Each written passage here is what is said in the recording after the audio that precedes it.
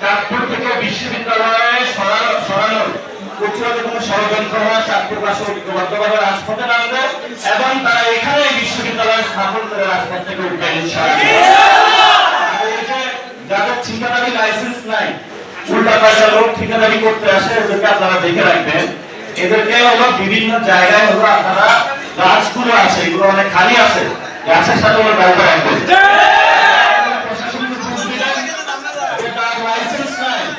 উল্টাপাল্টা ঠিকাদার আমার চলছে এবং যে হলো শেখ হাসিনার আমলের সময় যেভাবে বাস ঢুকিয়ে দেওয়ার চেষ্টা করেছে, এই ঠিকাদার আবার নতুন ভাবে হলো ঠিকাদারি কাজ পাচ্ছে।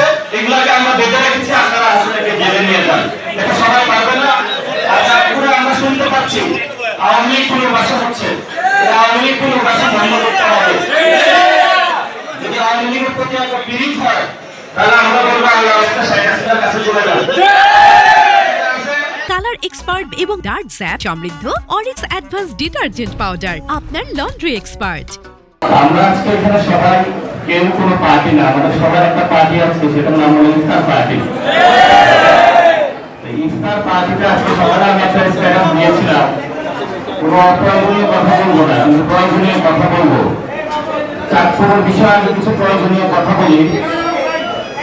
আমাদের চাঁদপুর এটা কিন্তু নদীর কোল বেশি গড়ে ওঠা, ফলটা আমাদের নদী রক্ষা করতে হবে। যদি নদী থাকে তাহলে খাল থাকবে, নদী না থাকলে খাল থাকবে না। এই জন্য খাল যেমন আমাদেরকে খনন করতে হবে, সাথে সাথে আমাদেরকে নদীগুলো রক্ষা করতে হবে।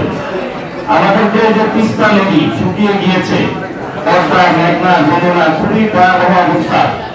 এই নদীগুলোকে যদি আমরা রক্ষা করতে না পারি তাহলে আমরা যারা নদীর পাশে, যেমন চাঁদপুর থেকে শরীয়তপুর, মাদারীপুর, এইসব জায়গাগুলো রয়েছি, আমরা তো খুব বিপদে পড়ে যাবো।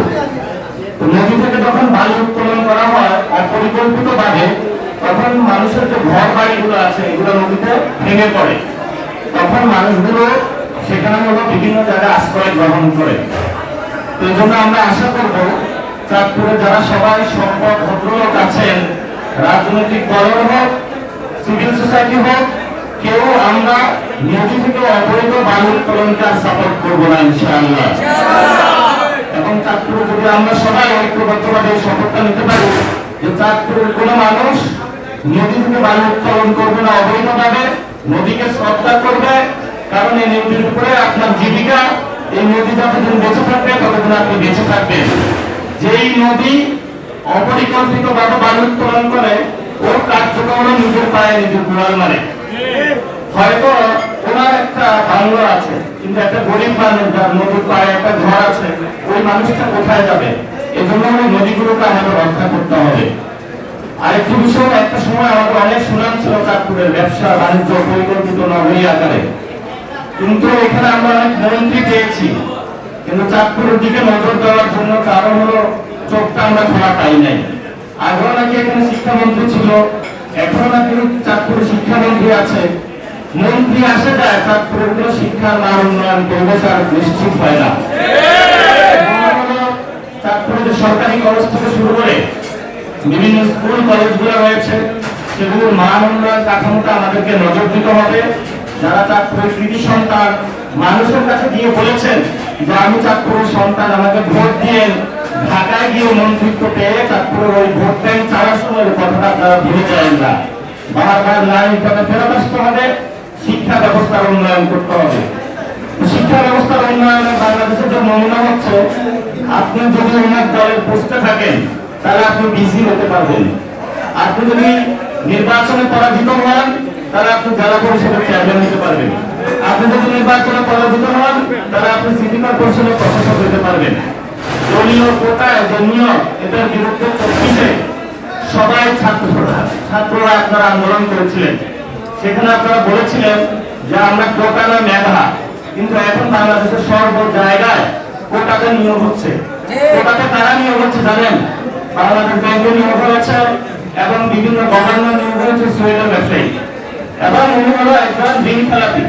তো যেই হলো ভক্ষক, তাকে দিচ্ছে রক্ষকের দায়িত্ব। শেখ মুজিবের পরে বাংলাদেশের রক্ষী বাহিনী গঠন করা হয়েছিল, যারা কম্বল থেকে সবকিছু চুরি করেছিল, ব্যাংক লোপাট করেছিল কামালের নেতৃত্বে।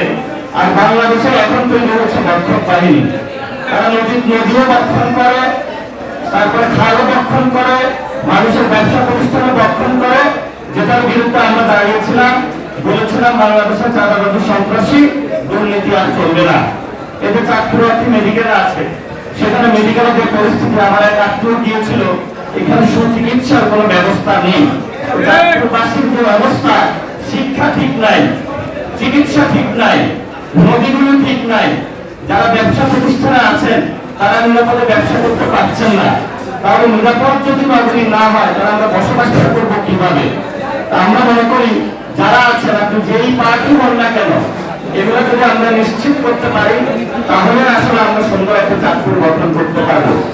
পুরো বাংলাদেশে নতুন করে একটি রব উঠেছে যে সবাই নাকি আমাদের পরিবর্তনের হাওয়া শুরু হয়েছে। পরিবর্তনটা শুরু করতে হবে সংবিধান থেকে। আপনি যদি গাছের গোড়ার মধ্যে পানি ডালেন, গরম পানি, সেই গাছটা আসলে বাঁচতে না, যদি উপরে ফল আশা করেন। এখন মূল সমস্যাটা হলো এই সংবিধানটা হলো শেখ মুজিবের সংবিধান।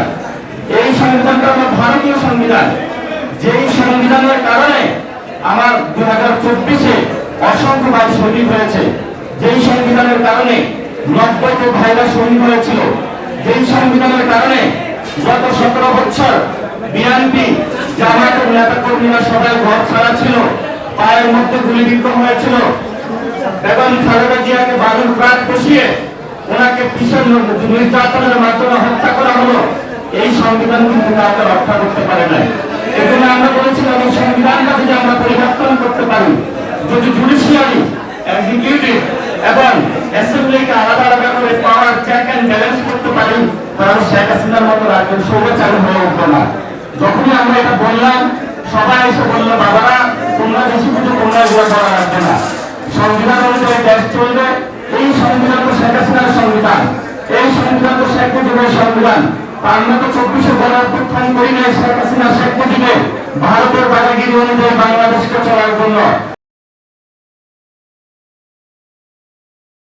কালার এক্সপার্ট এবং ডার্ক স্যাপ সমৃদ্ধ অরিক্স অ্যাডভান্স ডিটারজেন্ট পাউডার, আপনার লন্ড্রি এক্সপার্ট।